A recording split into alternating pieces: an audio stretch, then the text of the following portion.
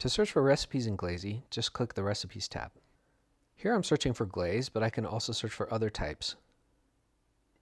And within glaze, I can search for subtypes. Let's look for iron.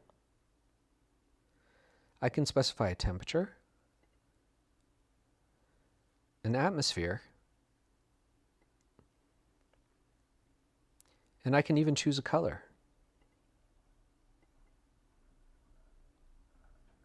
So these recipes are glazes of type iron at cone 10 in oxidation that match this color.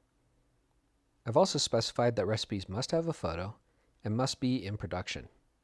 Turning off production, I'll see recipes that are also test and discontinued.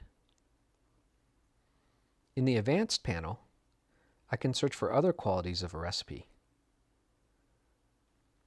I can also search for a username,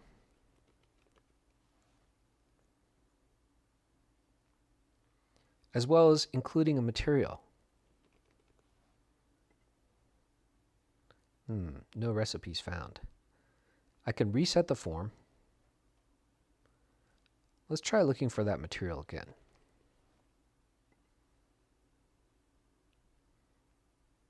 Right, so all of these recipes have the material quartz.